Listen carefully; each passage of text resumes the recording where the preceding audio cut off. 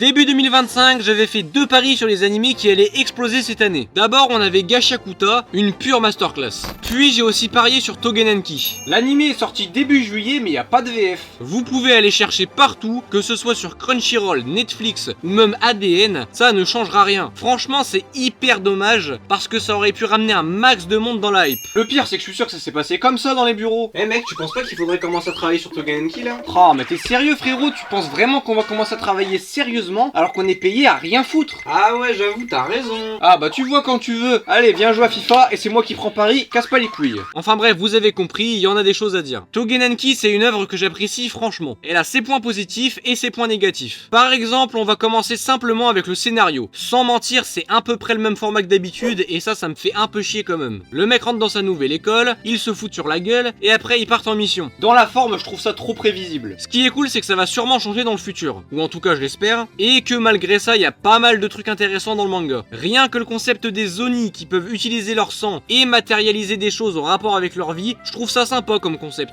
Le problème, c'est qu'il n'y a pas ce petit truc en plus pour l'instant. Le scénario me marque pas spécialement, les retournements de situation non plus. Par contre, je pense vraiment que cet animé aurait tout pété s'il était sorti il y a genre 10 ans. D'ailleurs, je le répète, mais on n'est pas à l'abri que ça devienne super intéressant. Le truc, c'est que je trouve le début du manga un peu redondant, c'est tout. Sinon, un truc qui me plaît, c'est le camp des antagonistes, les Momotaro. Le mec parfait pour illustrer ce que je dis, c'est Tsubakiri. Il est persuadé d'être dans le camp du bien en protégeant la population des Oni, ou encore en faisant des expériences sur eux pour trouver des médicaments, etc. Mais à côté de ça, il tue des enfants avec ce qui reste de leurs parents, il crée des animaux immondes qui ont presque pour seul but d'exploser, il traque les Oni toute leur vie même s'ils n'ont jamais rien fait, et va même jusqu'à prendre possession du corps des Oni décédés pour attaquer leurs gamins avec. Ah là je vous le dis, on est sur le même niveau de folie que le régime qu'a dirigé l'Allemagne en 39-45. Et encore, hein, parce que j'ai été me renseigner sur Reddit et apparemment c'est encore pire après. Pour vous donner un équivalent sur l'échelle de la folie, c'est les gens qui mangent des Mr Freeze à la menthe en hiver, dehors, sous moins 15 degrés. Allez, je me calme, on va parler un petit peu du personnage principal, Shiki. Pour faire le lien avec les antagonistes, on voit qu'il a fait la promesse à la petite fille Oni qu'il deviendra beaucoup plus fort pour qu'elle puisse enfin vivre en paix. Il dit d'ailleurs qu'il va incarner le mal et écraser les héros.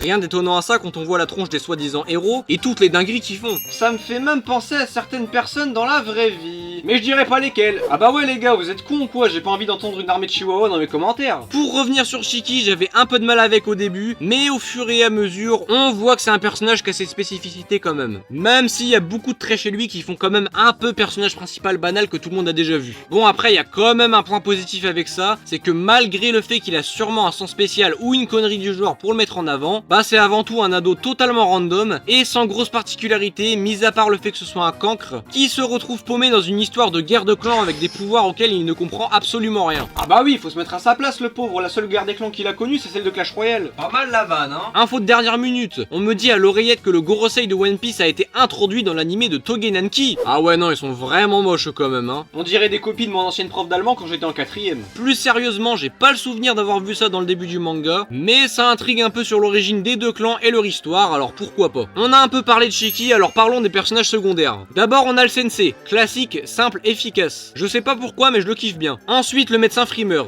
il est super sympa, bonne personnalité, mais par contre pour se faire plaquer par des zombies d'Oni, je suis pas sûr qu'il soit super fort à la bagarre. Pour terminer, le mec qui s'est pris pour Denji dans Chainsaw Man a l'air d'avoir un bon potentiel de développement, surtout quand on voit son histoire qui paraît bien hardcore. Sachant que son daron c'est un Momotaro, qu'il a torché toute sa famille et qu'il a fait des cicatrices de baiser à son fils, j'ai hâte de le voir à l'action, ça risque d'être intéressant. Pour rappel, le type croit faire partie du camp du bien. Sinon, évidemment, je vais pas vous parler de tous les personnages, surtout parce qu'il y en a plein qu'on voit pas du tout à l'œuvre pour l'instant. Je veux dire, pour ceux qui ont regardé l'animé, est-ce que pour l'instant vous en avez quelque chose à foutre du bougre à lunettes avec son pouvoir de radar? Bon bah voilà, on est d'accord. À part ça, j'imagine que vous avez remarqué que pour l'instant, j'ai pas encore parlé des personnages féminins. Et c'est normal puisqu'on va en parler maintenant. Si vous êtes des fans de Togenanki, vous avez normalement déjà vu quelques commentaires en rapport avec ce sujet sur internet. Pour les 3 golemons du fond de la classe qui n'ont toujours pas compris, on va parler de la morphologie des personnages féminins. Pour une fois, c'est pas uniquement la faute de l'animé, mais surtout du manga directement. Elles ont toutes les mêmes formes. Même l'infirmière random de la cachette secrète des Oni, elle est pareille. À la limite, ce serait un ou deux personnages, pourquoi pas. Mais pourquoi donner les mêmes formes abusées à tous les personnages féminins? On a compris que t'aimais ça, là, l'auteur du manga, là. Mais c'est bon, lâche le steak un peu, c'est quoi ce bordel? Le pire, c'est que pour l'instant, leur développement, il laisse un peu à désirer. J'imagine que ça s'améliorera sûrement dans le futur, mais bon. Regardez juste la meuf aux cheveux roses qui est d'un banal à en mourir et qui en plus est chiante. Heureusement Heureusement, on a quand même un point positif avec elle, c'est qu'on a eu un semblant de début de développement pendant l'entraînement de la forêt. Sinon, on a Quina qui pour l'instant n'a rien prouvé du tout, mais tranquille, on laisse le temps. Ici le mois du montage, j'ai bien fait de lui laisser du temps, elle a fait une masterclass pour l'épisode 7. En plus, elle a eu le droit à son développement de sa personnalité, plus le développement de sa relation avec ce Golemon qui colle parfaitement à son caractère. D'ailleurs, j'en profite pour dire que l'épisode 7 rend l'anime encore beaucoup plus intéressant avec plein de trucs masterclass qui sortent de l'ordinaire. Bref, on revient dans la vidéo de base. Et l'assistante du foilier qui j'espère vraiment va avoir un développement correct. Bon, promis, j'arrête de cracher sur le manga puisque de toute façon, j'ai fait le tour des défauts principaux dont je voulais parler et en plus je le kiffe cet animé, bordel. En ce qui concerne le world building, c'est pas compliqué, c'est la même chose que dans la vraie vie. Sauf à un détail près, l'île d'Onigashima. Alors il y a bien une île au Japon qui est surnommée Onigashima, mais son vrai nom c'est Megijima. Bon, je vois déjà arriver 2-3 Golemons qui vont me dire oui mais c'est plagiat One Piece, gna gna gna gna gna. Alors premièrement ça n'a rien d'un plagiat puisque c'est tiré d'une légende réelle, et ensuite la présence d'Onigashima dans Togenenki est super pertinente puisque le scénario de base de l'œuvre tourne carrément autour. Pour commencer, Onigashima, c'est l'île des démons, l'île des Oni. Ce lieu il est tiré du conte de Momotaro, comme le nom du clan des antagonistes. Dans le conte, les fameux Oni vivent donc sur l'île, et dans le manga, les Oni s'y réfugient, forment une agence contre les Momotaro, et y créent une école. Donc malgré tout, Togenenki est quand même bien écrit dans le fond. Reste à savoir ce que l'anime nous réserve pour l'avenir, mais ça peut être franchement pas mal. En parlant d'anime, l'animation de l'adaptation est correcte. Bon, je sais bien que les quelques plans en 3D qu'on voit par-ci par-là, c'est pas la tasse de thé à tout le monde, mais honnêtement, y a rien de dérangeant là-dedans. Bon, évidemment, si vous faites une fixette dessus, là je peux rien pour vous, hein. À part ça, la première saison de l'anime se déroulera en 24 épisodes, comme Gachakuta. À mon avis, les studios d'animation ont sûrement capté un problème avec les saisons de 12 épisodes, parce qu'avant il y avait que ça, et là, comme par hasard, il y a 2 animés qui sont sortis en juillet qui vont compter 24 épisodes. Pour revenir plus généralement sur l'œuvre, je pense que, mis à part l'écriture, c'est parfait pour les gens qui regardent des animés seulement pour voir de l'action sans se casser la tête. Les pouvoirs sont stylés et en plus il y a plein de techniques différentes qui vont très certainement apparaître au fur et à mesure de l'animé. Un peu à la manière de Naruto où plus le temps avance et plus on découvre des nouvelles variantes ainsi que d'autres façons d'utiliser ses pouvoirs. Pour les Momotaro, on a Tsubakiri qui utilise ses capacités pour faire bouger le corps des morts, pour en faire des espèces de zombies nuls qui servent de bouclier, ou encore sa coéquipière qui est capable de créer une cage quasiment incassable avec le même pouvoir mais utilisée de façon différente. Dans le cas des Oni, c'est littéralement la base de la capacité qu'elle soit adaptée à son utilisateur. Shiki kiffe les flingues, Naito kiffe son parapluie, Denji 2.0 a sûrement vécu un traumatisme avec les lames, et Sakura timide version airbag, elle a sûrement vécu un truc important avec sa sœur. Bon, même si je sais pas ce qui s'est passé, c'est sûr à 95% qu'elle est morte devant elle ou un truc du genre. Ah, je vous l'ai déjà dit, hein, son développement à elle, il est trop prévisible, hein, c'est une dinguerie. Bon, après ça tombe, je dis une connerie, je sais pas, mais ça m'étonnerait. Hein. En tout cas, je me suis bien rendu compte que le truc qui me plaisait le plus dans cet animé, c'est quand il se passe des grosses dingueries. Et vu comment les futurs antagonistes ont l'air d'être des malades mentaux, je risque pas de m'ennuyer. Pour moi, cette œuvre avec ce scénario, elle est obligée de tuer des personnages. En plus, grâce à ça, ça pourrait un peu enlever le côté trop prédictible du développement du manga. D'ailleurs, on a vu que l'auteur était prêt à détruire ses persos même quand c'est des enfants, alors c'est fort probable. Toujours pour appuyer mon argument, il faut pas oublier le nombre de personnes que Tsubakiri a buté dans ce parking. Sans compter le Oni qu'on a vu dans la base secrète et qui a perdu tous ses membres. Au passage, ce mec a montré la réalité du métier aux personnages de la classe. Tu peux mourir à tout moment, ou même pire. Aucun rapport, mais parlons du chara-design des personnages. Pour ce qui est des personnages féminins, mis à part le problème que j'ai évoqué tout à l'heure, c'est franchement clean. La seule que je trouve un peu trop basique, c'est celle aux cheveux roses. Et oui, j'ai toujours pas retenu son nom. Mais bon, après ça va, il faut bien aussi des personnages plus basiques, c'est logique. C'est comme ce mec dans la classe de Shiki qui est super lambda. En plus, c'est pas pour autant qu'ils sont moches, hein, loin de là d'ailleurs. Même ceux qui sont basiques, dont les deux que je viens de citer, je les trouve giga stylés. Seulement, ça n'empêche pas que pour ce qui est chara-design des personnages masculins, c'est encore mieux. Déjà parce que niveau morphologie, c'est pas tous les mêmes, et leur chara-design est franchement sympa aussi. Pour terminer la vidéo en beauté, on va parler de l'impact de l'animé sur les réseaux sociaux. De ce que j'ai vu, il y a une bonne communauté qui en parle, mais la très grande majorité c'est des anglophones.